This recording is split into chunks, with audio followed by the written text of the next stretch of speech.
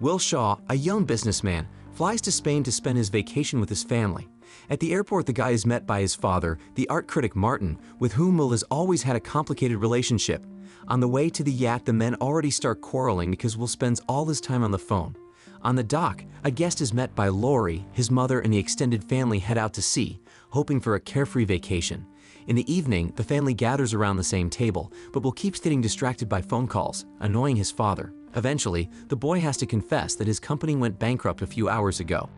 The next day, Martin takes the boat out to the open sea, hoping to interest his sons in it, but Will does not let go of his cell phone, and this leads to the fact that during a small jolt d'era, his brother Josh's girlfriend gets hurt. Angry at his son, Martin throws the phone into the water and demands that his son save his problems for later. To cool off a bit, the boy leaves the boat and heads into town. Meanwhile, Martin notices a strange boat circling their yacht since the morning, and the head of the family's suspicions are not empty. Back on shore, Will notices that their boat is nowhere to be found. Attempts to find out something from the fishermen and vacationers are unsuccessful, so the guy has to go around the coast to finally find the boat in an empty lagoon. The boat itself turns out to be empty too, and Will realizes that something terrible has happened to his family.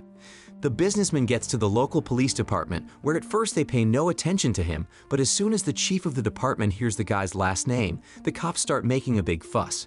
By evening, a detachment of cops with Will arrives at the place where the yacht is anchored, but the guy notices that something goes wrong. The cops behave strangely, and a stranger is already waiting on the shore for Will, to whom he is going to be handed over. Sensing that he is in danger, the younger Shaw escapes from the cops, and getting to their car he tries to hide, but they quickly catch up with him, and the businessman has to endure beatings, which would have ended badly if Martin had not suddenly appeared nearby. The old man drives his son away from the scene of the altercation, telling him along the way that he is not really an art historian, but a CIA agent who has served the government for some 20 years, and now his family has been kidnapped because of one stolen CIA item. Martin's phone rings and a certain Carrack makes an appointment for him, despite the late hour, but before doing so the men stop by Will's unfamiliar apartment, where Martin turns out to have a good supply of guns. Before meeting with Carrack, Shaw leaves a message for a certain Diego, and in the meantime, somewhere in a secluded place, a sniper prepares a rifle to meet the agent. Martin tells his son that Carrack is his friend, but also that he doesn't want Will to stick his neck out, and he asks the kid to stay in the car. The agent himself meets with a colleague, urging her to return the stolen suitcase to the men who kidnapped his family, and Carrack promises his buddy he'll think of something, but as soon as he gets back to the car, the sniper pulls the trigger. Will doesn't realize anything. The old man falls right in front of him, and before the witness is shot, he only has time to grab his phone and gun and run away. Having answered the phone, Will hears the voice of the kidnappers, who for some reason call his father Tom, but now the guy has no time to deal with it. He has to become a part of the shooting, in which a cop is killed and the whole unit of mounted police joins the next criminal. Hiding in an outdoor toilet, Will tries to catch his breath and figure out what to do next. The guy gets an idea if asked for help from the embassy, and for this he attacks the guard, but the conversation with a special agent comes to nothing. The embassy declares that no Martin Shaw worked for them. In addition, Will learns that he is accused of murdering a police officer, and all that the embassy can help him is to provide an independent lawyer who will represent his interests. The counselor's mood changes after the phone call. He asks Will to come downstairs where he is expected. The businessman is met by mercenary Jean Carrack, who asks the guy to get in the car. In order to remove suspicion, she describes to Will such details of his childhood that his father could only tell his close friends. The woman makes no secret of the fact that Martin was killed on her orders, but she assures Will that the old man left her no choice. He wanted to betray the country and she had to stop him. Carrack's questions put the boy on edge, and he pretends to feel bad, thanks to which he manages to escape. Trying to stay out of sight of the patrol cops, Will enlists the help of a stranger who pays for him on the bus and goes to who knows where to take a little break. At this time, Martin's phone rings and the kidnappers remind him that they are waiting for the old man's suitcase, and even the fact that he is murdered does not change the terms, otherwise the kidnapped family will be destroyed. In the call log, Will notices the number of Diego, whom Martin has called most often, and taking a chance, the guy decides to ask for help. He arrives at the specified address, but there are killers already waiting for him, and the guy has to save himself again, and this time also save the young girl Lucia, who does not trust any of the men. Will explains to the girl that her uncle Diego is in danger and they go to his house, but it proves to be too late. Martin's friend is already dead, and in the apartment the couple hears voices of strangers. The guests turn out to be Carrack and her faithful mercenary. Just as they are discussing Will and the need for his death, the guy enters the kitchen and takes the criminals at gunpoint. Will tries to learn the details of his family's kidnapping, but an enraged Lucia spoils the conversation and Karek manages to get a gun.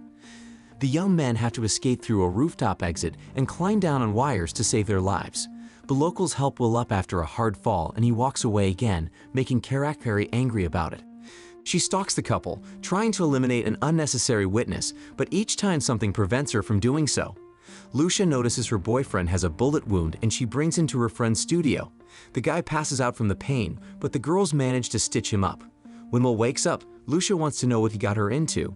When she sees a picture of the boy's father, she is greatly surprised and says that she knew Tom well and doesn't understand why Will calls him Martin.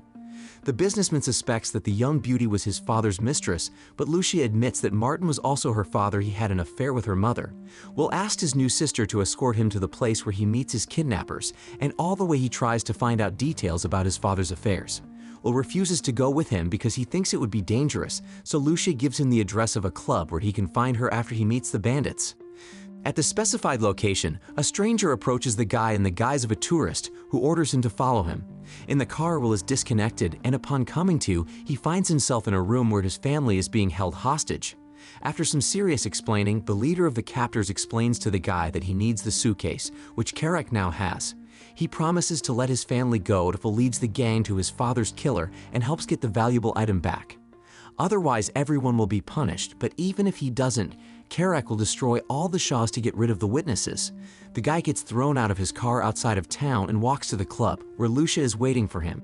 At the entrance, a battered Will gets into trouble with the security guards, but when he tells them who he's visiting, the guest is escorted straight to the girl.